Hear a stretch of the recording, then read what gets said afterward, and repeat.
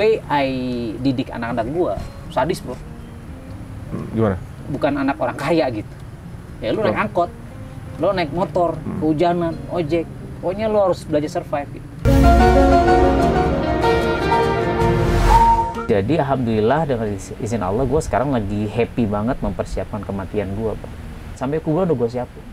Masya Allah. Kalau sampai situ belum gue mikir.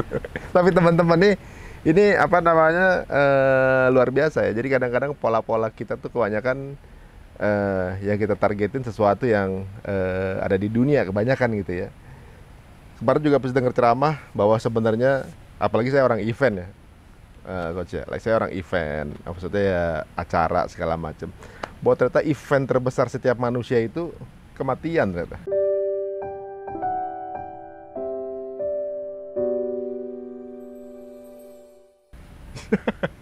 Jadi ketika kita di momen itu, oh ini dia nih waktunya. Nah makanya kalau untuk yang nggak nyiapin apa-apa, blank pasti akan blank. Nah kalau misalnya kayak coach sudah nyiapin kayak gini, ya, semua yang disiapin untuk persiapan event ini kan gitu kan.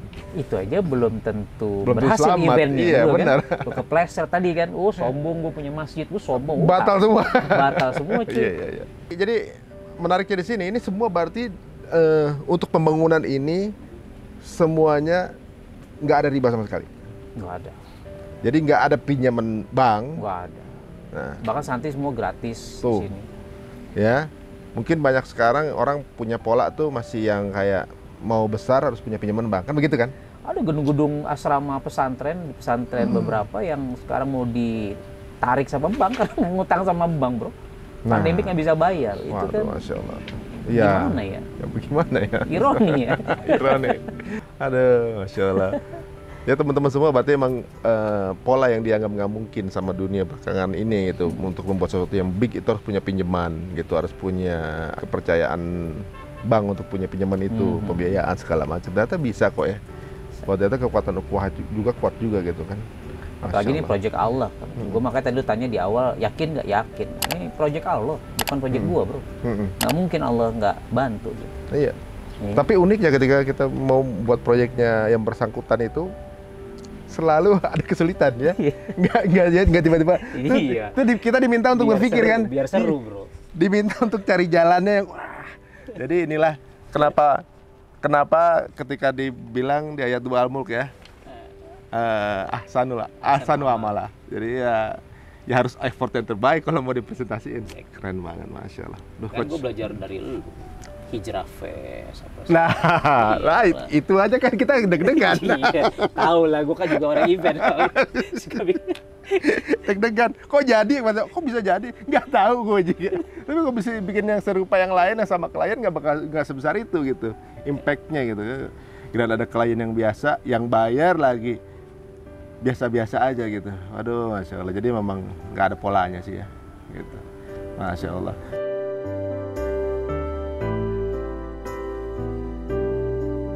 Nah, sekarang ada yang kelupaan nih. Yes. Belum bahasnya mengenai sedekah brutal. Oh, oke. Nah, sedekah brutal tuh gimana biar orang mungkin mau implementasi yang sama gitu. Sebrutalnya tuh gimana sih? Oke, jadi sebenarnya sedekah brutal tuh bukan di jumlahnya, bro. Karena bisa jadi kan setiap orang beda-beda kan. Lo punya 10 miliar, lo punya 1 miliar misalnya. Ya, atau lo punya 1 juta, gue cuma punya 100.000. Tapi kan 100.000 itu gue nyumbang 50.000 dari 100.000, sama lo punya 1 miliar, lo nyumbangnya 100 juta. Lalu cuma 10%, tapi gue 50%. Gitu. Jadi poinnya adalah, ini pengalaman gue juga, it's not about the amount of money, bukan soal jumlahnya. Karena setiap orang ya jumlahnya beda-beda. Tapi lu seberapa berat lo ngeluarin itu duit, itu yang membuat pertolongan Allah makin cepat datang. Kalau deg-degan ya? Iya. Jadi nah itu harus dilatih, bro. Iya benar setuju. Oh, gue ribut dulu sama bini gue. Nih kita kosongkan rekening. Oh itu kan butuh nyali, bro. Tapi jangan langsung diikutkan ya, audiens ya. Butuh nyali perencanaan. Tapi ya gitu. Jebret gitu kan. Ya bener, Allah datang lagi kebahagiaannya. Oh ya gitu. Jadi Ya, gue memang rada ekstrim. Enggak, jangan pada ngabisin semua tabungan. Nggak, tapi harus yakin ngelakuinnya. Harus yakin. Bener, teman-teman kalau ragu-ragu jangan. Bener, kalau ragu-ragu jangan. Nanti nyalain Allah lagi, gitu kan? Nah, harus yakin. Harus yakin ya. Jadi bukan soal duitnya. Bener. 50.000 buat pedagang kecil mungkin itu is so big. Tapi buat kita kan ya kecil gitu misalnya. Nah, beratnya itu yang itu pernah kejadian gua dulu zaman dulu lah, masih kuliah segala zaman kuliah gitu kan, baru part time siaran dulu kan. Zamannya mau kurban. Itu, nah zaman kurban tuh. Udah deh segini. Habis besok bisa makan, udah hajar aja gitu kan. Tapi itu ajaib memang kan gitu. Ajaib. Tapi kalorinya deg-degan. Tapi sejak saat itu pola-pola itu baru kita akhirnya ngerasa bahwa ya emang harus deg-degan ya. Kalau nggak deg-degan berarti emang nggak ada value-nya itu kan berarti. Waduh, ngeri juga ya teman-teman. Value-nya ada, cuma nggak maksudnya ya. Kurang berarti kan value. Kalau sampai deg-degan berarti ya. Masya Allah, tuh teman-teman, waduh. Itu sedekah brutal untuk Allah itu ternyata ya di momen dimana kita ngerasa takut kehilangan benda yang kita sayang nih. Ini belum ada apa-apanya. Bayangin Nabi Ibrahim disedekain anaknya coba. Sembelih. Anaknya sembelih. Masya Allah. Belum ada apa-apanya lah kita. Benar. Masya Allah. Ini agak menggelitik nih coach ya. Biasanya ya agak gelitik gitu ya. Biasanya nih kalau misalnya ada satu pola di mana pada saat orang sukses biasanya dari perjuangan, gitu kan, dari perjuangan ini. Kemudian dari sebuah perjuangan kemudian menemukan pola itu, pola di mana wah saya kena di sini untuk bisa dapetin sukses caranya begini gitu ya. Nah kebanyakan ketika udah orang tuanya sukses gitu, kemudiannya anaknya pun hidupnya adalah treatment keluarga sukses, gitu kan. Nah kebanyakan anak-anak tersebut hidupnya bukan dari perjuangan gitu kan. Kebanyakan di polanya orang kaya, anaknya kalau kaya kayak warisan. Satu itu, atau dua anaknya jadi pemalas, akhirnya pas anaknya cuma dapat warisan orang tua yang meninggal doang, tapi hidupnya nggak survive karena nggak punya keahlian, nggak tahu cara berjuang, kemudian ya ekonominya jadi biasa-biasa aja misalnya, tapi kemudian anaknya dia baru kaya lagi, misalnya, polanya begitu tuh, iya begitu tuh, karena bapak saya susah, saya nggak mau seperti bapak saya, kaya tuh anaknya, pas bapaknya kaya, anaknya, bapak gua udah kaya, gua nggak usah berusaha, dianya miskin. Itu gimana coach? Polanya bagaimana kita memutus rantai pola ini gitu? Nah, kejawab tadi sebenarnya. Jadi yang gue lakukan, anak gue kan 5. Nah, jadi bagaimana memutus rantai tadi kan, rantai apa istilah kata ada. Kalau kaya, anaknya akhirnya jadi manja dan seterusnya. Ya, alhamdulillah Allah menitipkan harta dan seterusnya ke aku dan keluarga gitu. Tapi the way I didik anak-anak gue, sadis bro. Gimana? Bukan anak orang kaya gitu. Ya lu naik angkot, lu naik motor, kehujanan, ojek, pokoknya lu harus belajar survive gitu. Oh. Jadi gue didiknya begitu. Itu dari sisi didikan perilakunya ya. Nah, most of the yang paling pentingnya adalah sebenarnya memang at the end bagaimana kita bisa menginstall ke mereka. Yang itu yang aku lakukan. Makanya aku sama istri itu benar-benar belajar terkait dengan parenting, ya. Indra Novelli bareng lu juga, nah, itu kan tim gue juga, member gue juga. Nah, belajar sama beliau, terus sama Ustadz Budi Ashari misalnya, parenting Nabawiyah. Dan gue melakukan itu. Jadi gue tidak memanjakan anak-anak gue karena toh tiba-tiba gue mati, harta gue habis dan seterusnya, dia harus bisa survive.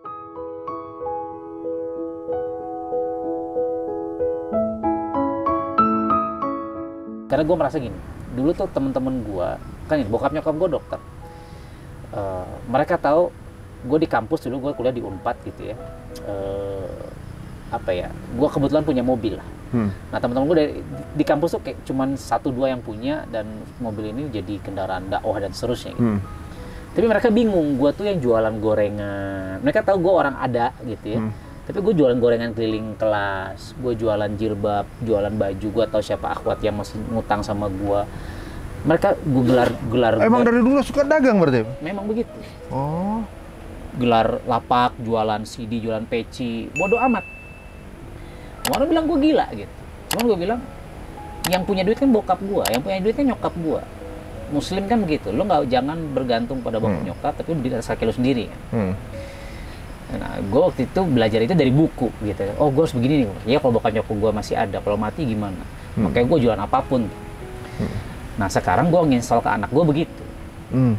Ya mereka sekarang udah mulai dagang, mulai bisnis sekarang ya. Baru anak gue yang paling gede kan baru kelas 1 SMA sekarang ya. Nah itu. Nah, jadi sekarang gue, ya kalau sekarang Abi punya ini dan seterusnya, iya. Kalau lagi punya, kalau enggak, iya. Jadi gue tidak menjanjikan warisan ke mereka. Iya. Tapi mentality dan karakter yang gue install ke mereka. Mungkin kalau misalnya apa namanya, kebetulan di pertumbuhan keluarga muslim sekarang lagi awareness mengenai parenting kan lagi agak tinggi ya, maksudnya bagaimana cara didikan zaman Rasulullah atau juga para sahabat gitu ya, bahwa memang mungkin betul juga ya, prihatin ya, nggak manja gitu ya. Kemudian shortcutnya adalah mereka dimasukin pesantren. Ya, itu menjadi salah satu solusi ya. Salah satu solusi. Nah, misalnya kayak misalnya masuk ke sini nih gitu. Ini kan yang nanti akan menjadi anak didik dari pesantren Masjid Bilioner ini, gitu. Ini apakah anak-anak orang kaya juga atau justru ini bebas gitu? Kita bebas. Walaupun dia punya duit misalnya tetap gratis di sini. Oh, pokoknya di sini gratis. Di sini gratis semua. Oh.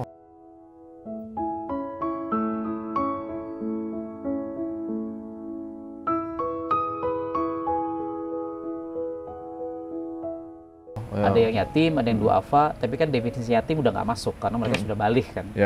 Kita kan ngambilnya lulusan SMA umur 18-21 tahun supaya ntar jadi langsung santri sispek namanya.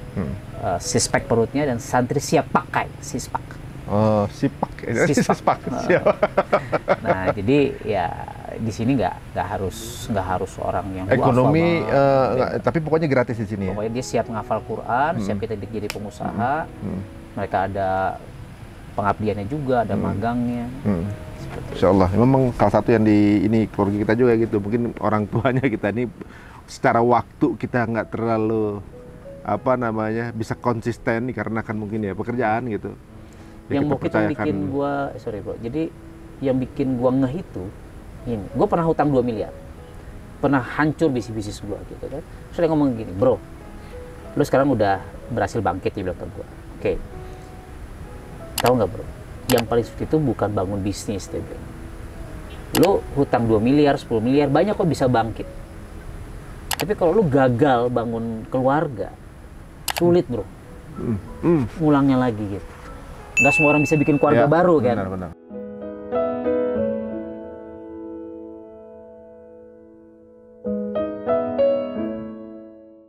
Tapi bangun bisnis kita gagal, gue bangkit lagi, bangun lagi.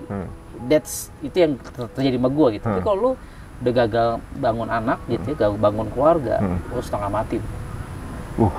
Berat itu. Relate itu. Saya pernah dengar dari Ustadz juga. Sebenarnya bangun keluarga, inilah the real bisnisnya tuh ini. Exactly. Karena ini yang kita presentasiin nanti ini. Exactly. How we become the leader gitu kan. Kita memfasilitasi ekonomi, memfasilitasi pendidikannya. Jadi kadang-kadang orang mindsetnya misfokus ya. Benar. Waduh. Coach, terima kasih nih, waktunya luar biasa sekali, di mana kita bisa menggali banyak hikmah di sini. Masya Allah. Jazakallah khair, Coach. Waktunya luar biasa. Dan teman-teman kalau mau ikutan menjadi salah seorang yang memiliki investasi akhirat bersama beliau, mudah sekali. Caranya bagaimana, Coach? Tinggal nanti mungkin di kolom deskripsi kita kasih link ya. Untuk kita bisa ikutan program wakaf 10 ribuan atas nama orang tua. Kita sama bangun kawasan pesantren penghafal Quran Muslim Bilioner. Masya Allah, siapa tahu kita juga jadi bilioner. Kalau bukan di dunia, mungkin insya Allah di akhirat ya. Amin. Ya rabbal alamin. Oke, terima kasih Coach waktunya. Thank you bro. Kita tutup dengan wassalamualaikum warahmatullahi wabarakatuh.